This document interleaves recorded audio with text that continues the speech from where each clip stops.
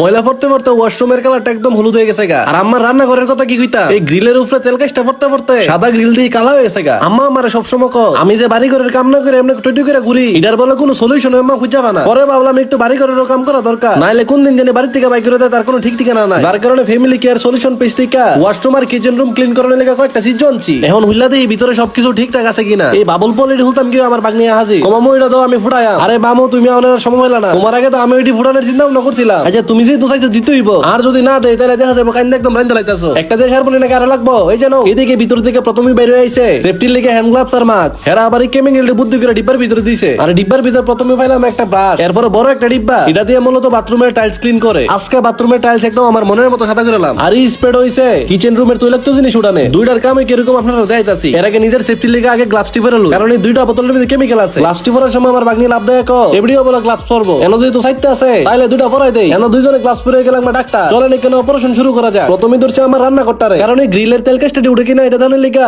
আমার ভিতরটা রীতিমতো ছটপট ছটপট করতেছে। প্রথমে ভিতরের দিক বালা করে কেমিক্যাল স্প্রে করে তারপরে দেখি সে বাইরে স্প্রে করতা। কিছুক্ষণ স্প্রে করার পরে দেখি একটু একটু তেল কাজটা ওটা শুরু করে দিছে। কথা আছে লাগিয়ে থাকলে মাইকা হন লাগে না। আজকে যতক্ষণ এই তেল কাজটা উঠাইতাম পারছি ততক্ষণ আমি লাগিয়ে থাক স্প্রে করে কতক্ষণ অপেক্ষা করার পরে এখন সময় সেটা ব্রাশ দা মরণের সময় আমি পুরো অবাক হয়ে গেছি গা। এই কেমিক্যালটা গ্রিলে দেওয়ার পরে কত না এসে সব তেল কাজটা উঠে যেতেছে গা। এন্ড এই টাইলসের কেমিক্যালটা ওয়াশরুমে টাইলসের মধ্যে স্প্রে করে দেই। স্প্রে করার লগে লগে দেন কেমনে ধুমা বেরিতেছে। এই কেমিক্যাল ইউজ করার লাগে অবশ্যই হ্যান্ড গ্লাভস আর মাস্ক ইউজ করা উচিত। এটি যেহেতু কেমিক্যাল যেহেতু এটার তেজ অনেক তীব্র। পরে আমি ওয়াশরুমের সব কোনাকাঞ্চির মধ্যে কেমিক্যাল স্প্রে করে দিলাম। স্প্রে করার কতক্ষণ পরে দিই বাথরুম একদম ধুমাদার হয়ে গেছে গা। এই কেমিক্যালের কার্যকারিতা পাইতে চাইলে অবশ্যই স্প্রে করার পরে 20 মিনিট অপেক্ষা করতে হইব। পরে ওয়াশরুমের টাইলসের উপরের যে আয়রন দিয়া ছিল এটি দিয়ে সব হলুদ হয়ে গেছে গা। আর হাতের ব্রাশটা দিয়ে মর্দনের লগে লগে সব উঠে দিতেছে গা। দেখো আম্মা তোমার পুতে আজকে কি কাম করতেছে। আজকে মরে বাথরুমের টাইলস এমন পরিষ্কার করা যাতে বিগত 6-7 মাস আর পরিষ্কার না করার লাগে। এর আগে গ্রিলের সব তেল কাজটা উড়াই লাইছি, হ্যাঁ করে দেয়ছি। এন্ড ওয়াশরুমটা একদম পরিষ্কার করে একদম দগদগে সাদা বানাই লাইছি। যাক ফ্যামিলি কেয়ার সলিউশন পেজে লিকুইডের উসিলা এই যাত্রায় আমাদের মাইটির থেকে বাঁচা গেছি গা। কারণ এই ওয়াশরুম আমার দাঁতের মতো সাদা করে দিছি। ইকনে আমার 5-6 মাস কাম না করলে চলবো। আর যারা যারা কিচেন রুম এবং ওয়াশরুম পরিষ্কার করতে চান তারা অবশ্যই ফ্যামিলি কেয়ার সলিউশন পেজের লগে যোগাযোগ করতে পারে। পেজের লিংক আমি ডেসক্রিপশন বক্স এবং কমেন্ট বক্সে দিয়ে রাখছি।